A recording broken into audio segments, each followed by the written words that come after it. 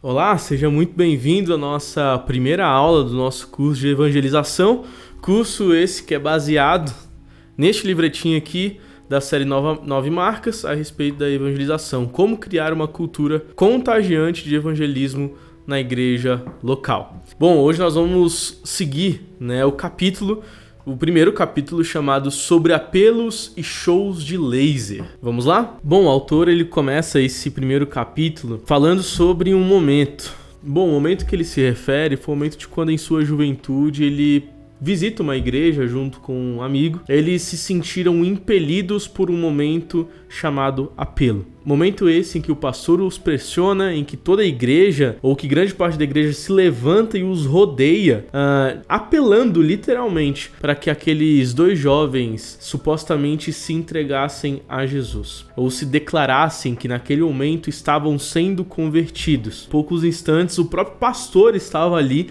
na frente daqueles dois jovens, trazendo pressão, pressionando e aí literalmente apelando aqueles dois jovens que se entregassem a Jesus naquele momento. Aqueles dois jovens percebem que na realidade aquilo não passava de nada mais do que um grande show televisivo. Aquele momento não era algo espiritual, aquele momento era um show de televisão. Gente, o que é evangelização? E aí eu te pergunto, será que aquilo é evangelização? Será que momentos parecidos ou semelhantes com o descrito neste livro, no primeiro capítulo, é evangelização? Bom, nós temos que tomar muito cuidado com a nossa reflexão, porque, por exemplo, da forma em que eu estou falando nesse instante, talvez você seja impelido de falar, não, de forma alguma aquilo foi evangelização. Bom, mas é indiscutível de que muitas pessoas se tornaram cristãs em momentos semelhantes a esse, quando estavam nos corredores de igreja, saindo dos seus bancos, indo até a frente, levantando suas mãos e dizendo, eu me tornarei cristão nesse instante. O fato é que muitas pessoas tiveram consciência de sua salvação ao atenderem apelos em igrejas em momentos semelhantes ao momento descrito no primeiro capítulo deste livro. O autor também coloca aqui uma outra situação que aconteceu muitos anos depois deste apelo inusitado naquela igreja quando ainda era jovem. Ele fala de um congresso de pastores muito eloquentes, homens muito desenvolvidos intelectualmente, com inúmeros cargos, inclusive muitos títulos acadêmicos. A pergunta feita àqueles homens foi: quantos de vocês vieram a crer no Senhor Jesus Cristo em igrejas que evangelizavam a partir de apelos? Método esse que vocês rejeitam hoje. Bom, a surpresa foi que inúmeros daqueles homens com muitos cargos acadêmicos vieram a crer a partir de momentos de apelo evangelístico. Momentos e métodos que, inclusive ele, após aprofundamento teológico e muito tempo de estudo, vieram a discordar. Vocês estão entendendo a problemática do assunto? A gente não está falando apenas sobre apontar o dedo em uma metodologia, dizer que ela é errada. Pelo contrário, a gente está analisando um cenário de evangelização, que inclusive para nós brasileiros vai muito de encontro. A diversidade cristã e evangélica do nosso país, ela traz pra gente choques e contrapontos que estão em voga por muito tempo e de forma muito contundente. E discussões como essas precisam ser muito bem temperadas para que a gente não caia no erro da polarização e de uma cega discordância sem um amparo de reflexão e estudo piedoso. É justamente aqui onde eu quero chegar. Há muito espaço para a humildade e a piedade quando o assunto é evangelização. Essa frase foi colocada pelo próprio autor a nós. Quando nós iremos falar e estudar evangelização, é necessário que nós,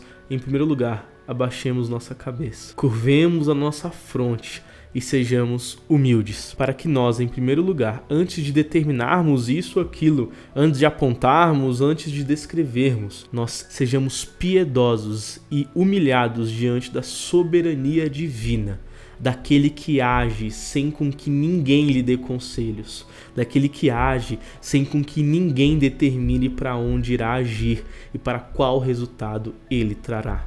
O Senhor Deus é o Deus da missão. O Senhor Deus é o Deus da evangelização. Ele é o Senhor daquilo que nós fazemos, das nossas ações. É Ele quem determina o resultado, não nós. A missão não é sua, a missão é do próprio Deus. Meu irmão e minha irmã, entenda uma coisa: A missão não é sua. A evangelização não pertence a você. A evangelização, a missão, pertence a Deus. É Ele quem trará resultados, é Ele quem transformará corações, é Ele quem irá converter pessoas de uma vida hostil ao Evangelho para uma vida quebrantada e humilhada perante o seu poder, sua soberania e sobre a sua salvação. Por isso não existem fórmulas do sucesso da evangelização. E ainda que eu e você tenhamos a liberdade de discordar de inúmeros métodos, sejam eles X, Y ou Z, nós precisamos concordar que quando um grupo de pessoas que amam a Cristo se empenham para que pessoas conheçam o Evangelho de Jesus, neste momento o Senhor pode agir, produzindo assim frutos de conversão verdadeiros. Bom, parece que este vídeo aqui está indo para um curso diferente do que talvez você imaginaria que iria ao início quando você apertou o play, não é? Talvez você estava esperando o método ou então dizer o que é certo, o que é errado. Bom, antes da gente pensar em tudo isso, eu te convido a olhar com muita devoção, piedade e humildade para aquele que realmente traz o resultado, traz a conversão, a transformação de vidas e o quebrantamento. Não são os apelos, não são os métodos, não é se sim ou se não, mãos levantadas, mãos abaixadas, choros ou apenas palavras simples. Aquilo que traz a conversão é o próprio Espírito Santo de Deus. Ele é quem decide onde irá agir. Por isso, que eu e você sejamos submissos ao Deus de toda a missão e de toda a evangelização, desde que ela, obviamente, seja fiel às suas escrituras, à sua vontade e submissa ao Espírito Santo. Em resumo, gente, o que eu estou querendo dizer aqui é que, apesar dos métodos que podem se parecer inclusive estranhos, que podem ter inúmeras discordâncias minhas e suas, nós precisamos, antes de tudo, em primeiro lugar, nos alegrarmos, porque até nos métodos mais estranhos, esquisitos ou até cheios de discordâncias que podem parecer muito errados para nós, o Senhor ainda usa de graça para usar esses métodos para converter pessoas, para transformar pessoas e para mudar vidas. Por isso a humildade, porque eu e você também erraremos muito na evangelização. Infelizmente, nós não encontraremos o método definitivo, porque se ele existisse, com certeza já seria divulgado. 2000 anos de cristianismo, não é mesmo? Se houvesse um método definitivo da evangelização, certamente nós estaríamos vivendo ele de forma à risca. Mas não existe. Se existisse, não existiriam controvérsias. Nós não inventaremos a roda, mas sim nos submeteremos à vontade do Senhor e às Escrituras para encontrarmos e construirmos em nós e em nossa igreja uma cultura de evangelização bíblica. E citando o autor, na página 26, ele diz o seguinte: assim, quando as pessoas vêm a crer em consequência de meios e métodos estranhos, devemos, antes de qualquer coisa, nos alegrar pelo fato de Deus ser capaz em usar até as menores sementes da verdade do Evangelho e fazê-las crescer até se tornarem o grande fruto da reconciliação do Evangelho no coração das pessoas. Não é o meu objetivo e nem foi o objetivo do autor proclamar, por exemplo, os apelos evangelísticos como algo 100% errado. Pelo contrário, ele colocou uma descrição de um momento aqui que sim, era nítido que o objetivo das pessoas era trazer números, crescimento numérico e, a partir do marketing e da publicidade dos resultados, atrair mais pessoas e crescer os seus números. O que ele está nitidamente passando pra gente, é o que eu passo para você hoje, é que nós devemos avaliar o propósito dos métodos. Nós devemos olhar as motivações. Meus queridos, o objetivo da evangelização não é inflar as nossas igrejas. O objetivo da pregação do evangelho e da missão a irmos em outras nações, a irmos aos nossos vizinhos, aos nossos próximos e pregarmos o evangelho da reconciliação, não é aumentarmos o número da arrecadação da nossa igreja, não é aumentarmos ou enchermos os bancos da nossa igreja. O objetivo e o propósito da evangelização é a reconciliação de pessoas com Deus santo e puro, que se desagrada e é ofendido pelo pecado. No final das contas, não devemos nos preocupar com a audiência, não devemos nos preocupar com nossos programas televisivos, com quantas pessoas estão assistindo, porque não é na multidão que a evangelização se encontra. A evangelização se encontra em um coração contrito, que se entrega, se humilha em devoção, em humilhação e entrega ao Senhor que o resgata, que o salva e o que redime. Então, no final das contas, apesar de existirem métodos que não são correspondentes às verdades bíblicas, nós vemos que Deus também pode usar esses métodos como pequenas sementes para fazer germinar a reconciliação com o Senhor, ou seja, a salvação e conversão. Porém, você agora que está assistindo esse vídeo, ignorância já não é mais uma desculpa. Agora, você precisa abrir os seus olhos e olhar para a Bíblia para procurar a forma pela qual você vai evangelizar. Ou seja, não é porque Deus usa pequenas sementes da verdade para germinar o evangelho que você irá se apoiar em grandes inovações, que são pequenas sementes, em grandes métodos e mirabolantes formatos de evangelização, pois eles são pequenas sementes. Entenda uma coisa. A melhor forma de evangelizar, ou a maior semente, já que estamos usando essa comparação, é a semente que se encontra na palavra de Deus. Antes de pensar em métodos mirabolantes, formatos diferentes, procure na Bíblia, entenda a Bíblia, leia a Bíblia. É isso que nós estamos fazendo aqui neste curso. Alguns pontos importantes para a gente poder colocar uma trava de segurança quando nós vamos pensar em metodologias de evangelização, em métodos de evangelização. Primeiro, qual que é o propósito? Será que você está querendo pensar em um novo método para explodir a sua igreja de gente? Lotar os seus bancos de gente?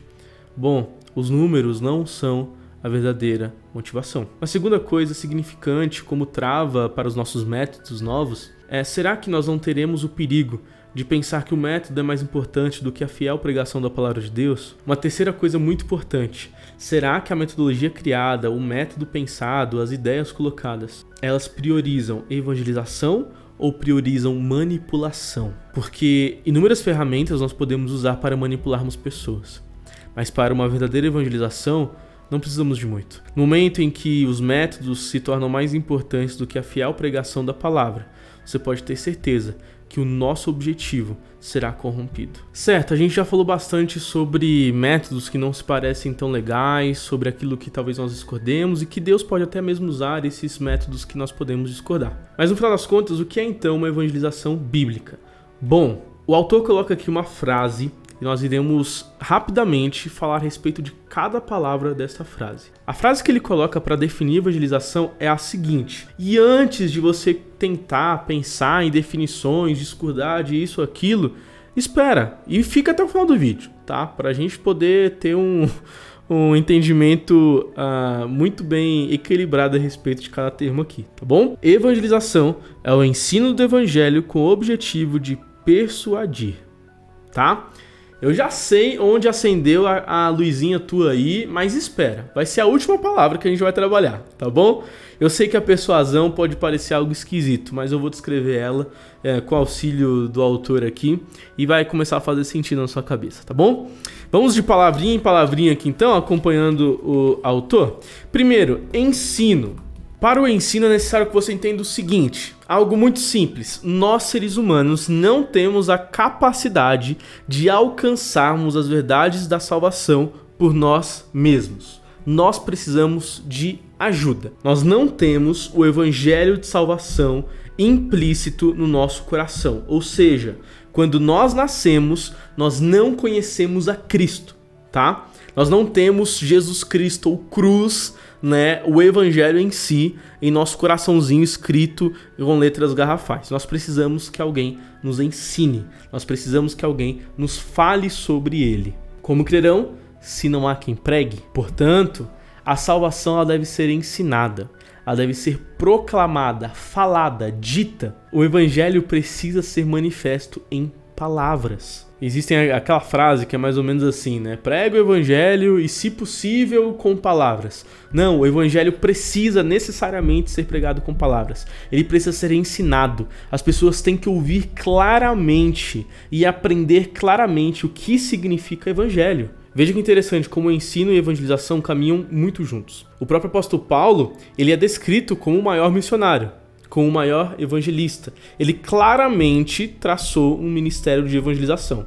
Mas quando ele se retrata ao seu pupilo, discípulo Timóteo, ele fala que ele pautou seu ministério no ministério do ensino. Observando, por exemplo, que o próprio apóstolo Paulo fazia em sua metodologia, se assim podemos dizer, de evangelização, nós encontramos alguns pontos que se repetiam. Por exemplo, ele sempre buscava ir para as sinagogas, sempre buscava alcançar primeiro os judeus, que já tinham implícito em seus ensinamentos, em seus estudos de religião, a perspectiva de uma espera messiânica, de uma expectativa da vinda do Messias. E quando o apóstolo Paulo vai até, por exemplo, as sinagogas, local de ensino, ele vai para evangelizar, para convencer, persuadir aquelas pessoas de que aqueles a quem aquele povo esperava já tinha vindo e o nome dele era Jesus.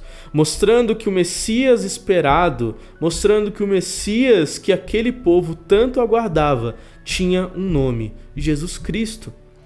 Paulo ensinou o Evangelho, e isso era evangelização. É verdade que muitos de nós têm aquela visão de que evangelização é pregação, né?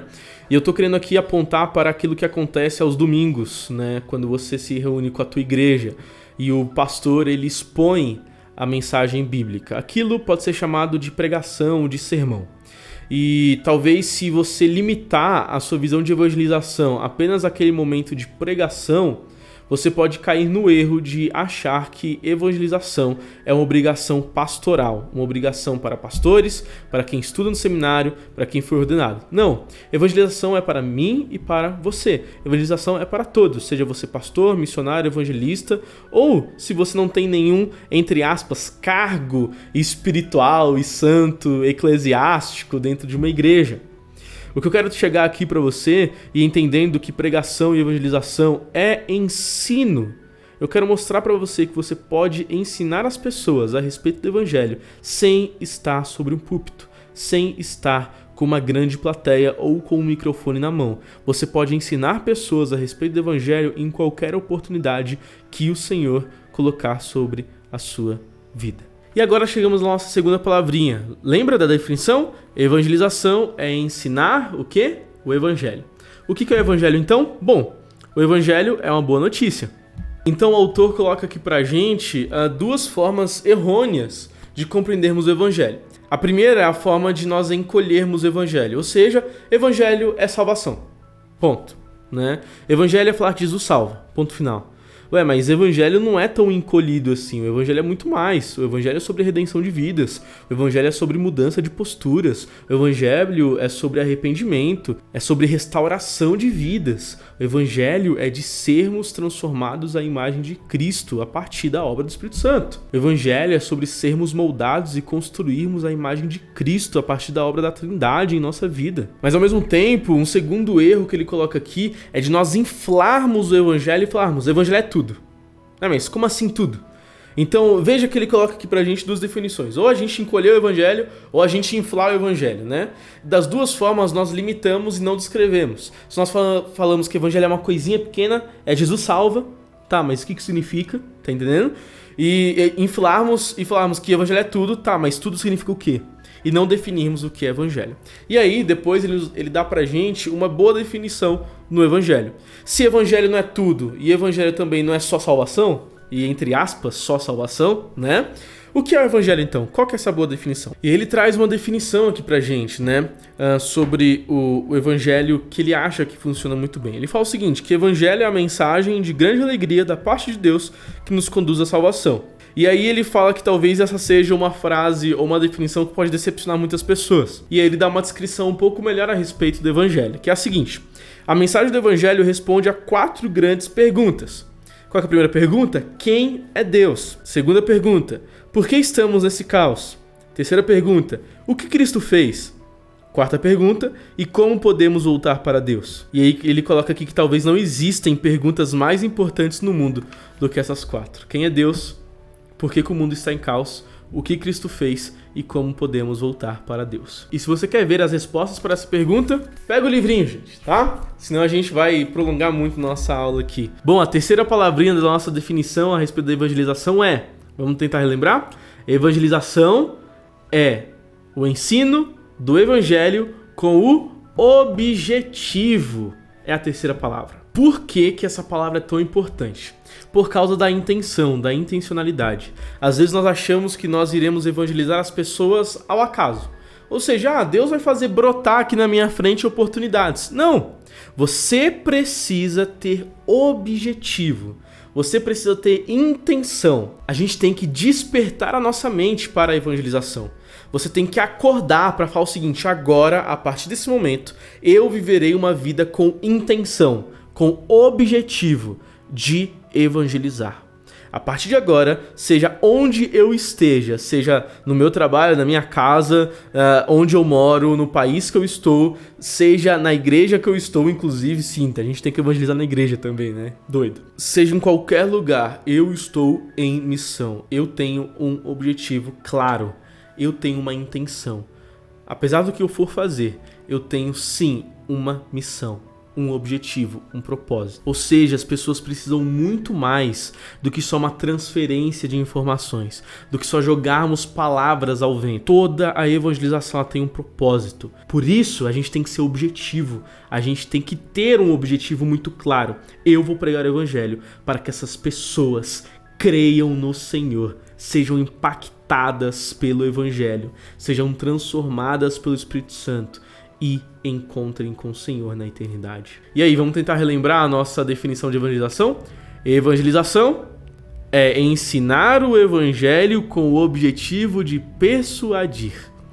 Persuasão, como eu falei, talvez seja a palavra mais dificinha, né? Que talvez entre em contraponto de algumas coisas que nós pensamos. Bom, já quero colocar aqui de cara: quem convence é o Espírito Santo. Ponto final. É o Espírito Santo quem rasga o coração. É o Espírito Santo que confronta o pecado, que transforma a vida. Isso eu não tenho dúvidas. O que o autor está querendo colocar aqui, o que eu concordo com ele, é o seguinte: o nosso objetivo ele é claro e é um objetivo de persuasão. Ou seja, nosso objetivo é de contrapor as objeções que as pessoas têm. Objeções que podem ser colocadas pelo seu histórico familiar, pelo seu histórico na igreja como evangélico, pelos seus traumas de infância. Inúmeras coisas podem criar objeções na pessoa. E é por isso que Paulo, em 2 Coríntios, capítulo 5, versículo 11, ele usa essa palavra.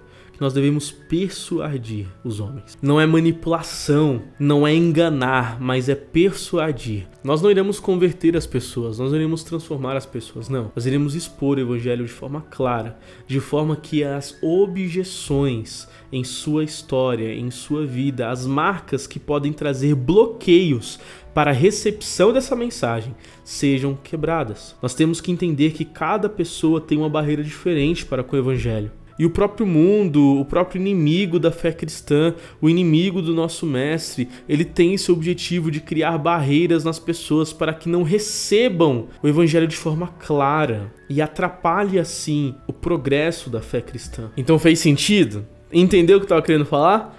Essa persuasão, ela vem de nós, em tentarmos apresentar o evangelho, ensinarmos o evangelho com esse objetivo, quebrarmos as barreiras ou tirar aquele pezinho atrás a respeito do evangelho e de Jesus Cristo. Nós temos que ser facilitadores para a compreensão do evangelho. Isso é persuasão. Persuasão não é converter pessoas. Persuasão não é transformar pessoas. E muito menos manipularmos as pessoas. Persuasão é apresentar o evangelho de forma clara, quebrando as barreiras que podem afastar a recepção da pessoa para com a mensagem do evangelho. Bom, e aí para encerrar eu quero te fazer a pergunta: o que é genuinamente uma conversão? Como reconhecermos a conversão? Como reconhecemos um convertido? Muitas pessoas podem descrever a conversão com algumas formas. De que conversão é uma virada de página da vida, ou que é uma sensaçãozinha boa, uma choradeira incontrolável, ou fazer com que a pessoa mude de ideia. Essas coisas realmente podem acontecer quando a pessoa é verdadeiramente convertida, mas isso não é conversão. Conversão pode ser definido por 3 aspectos. O primeiro, arrependimento. O segundo,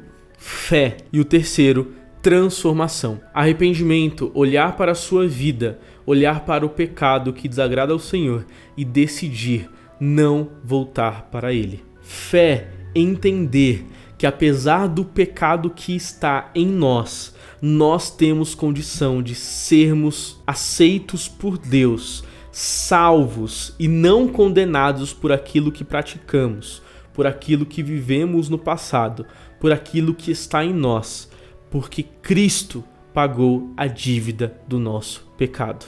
E que essa salvação foi entregue de graça através da morte de Jesus. E como resultado do arrependimento e a fé em Cristo Jesus, nós encontramos, aí sim, a transformação. Ou seja, nós deixamos de pecar, nós reconhecemos Cristo como nosso mediador entre a nossa vida e o próprio Deus. E agora passamos a nos parecer com Ele, produzindo boas obras, vivendo de forma agradável ao Senhor, fugindo do pecado, mortificando o pecado e vivendo e praticando aquilo que é vida. Aquilo que exala os frutos de salvação que vem através da obra do Espírito Santo. Bom, então chegamos ao fim da nossa primeira aula sobre evangelização. Nós já progredimos muito bem hoje, não é mesmo? E eu espero poder te encontrar na semana que vem, onde falaremos sobre uma cultura de evangelização. O meu nome é Gabriel, sou pastor da Igreja Presbiteriana em São Miguel Arcanjo. Espero ter te auxiliado nesta aula e até semana que vem. Até mais.